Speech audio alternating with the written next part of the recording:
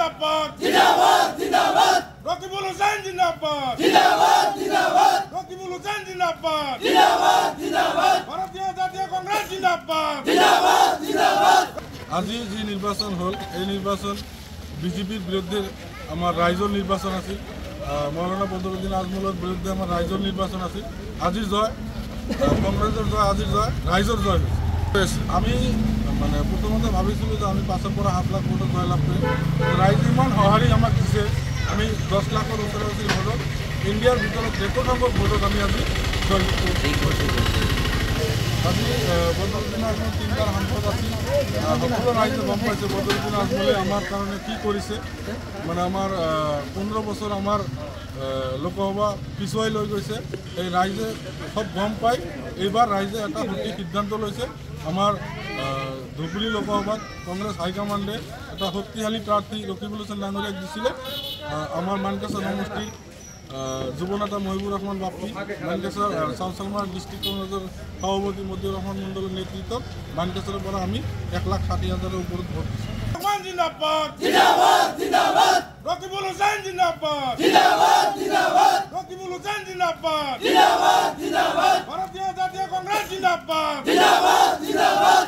আজি যি নির্বাচন হল এই নির্বাচন বিজেপির বিরুদ্ধে আমার রাইজর নির্বাচন আছে মৌলানা বদরুদ্দিন আজমলের বিরুদ্ধে আমার রাইজর নির্বাচন আছে আজির জয় কংগ্রেসের জয় আজির জয় রাইজর জয় আমি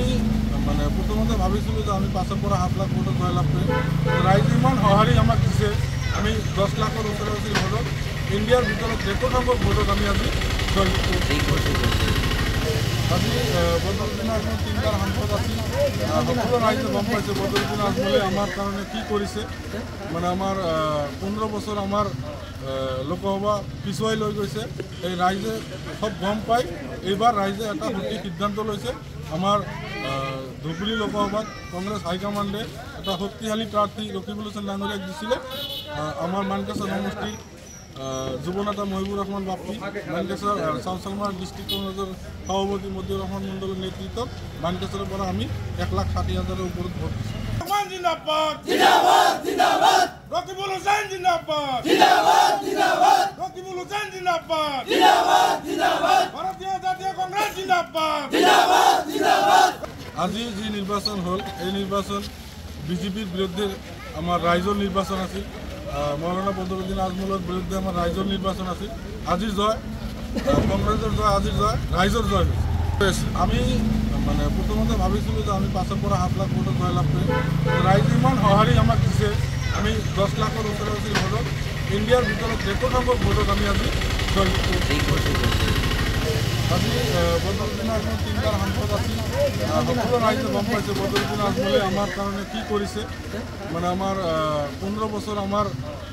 লোকসভা পিছুৱাই লৈ গৈছে এই ৰাইজে সব গম পাই এইবাৰ ৰাইজে এটা সঠিক সিদ্ধান্ত লৈছে আমাৰ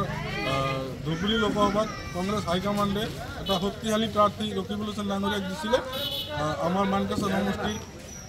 যুৱ নেতা মহিবুৰ ৰহমান বাপ্পি মানকাছাৰ চাউচালমাৰ ডিস্ট্ৰিক্ট কংগ্ৰেসেৰ সভাপতি মতিউৰ ৰহমান মণ্ডলেৰ নেতৃত্বত মানকাছাৰেৰ পৰা আমি 1,60,000 উপৰত ভোট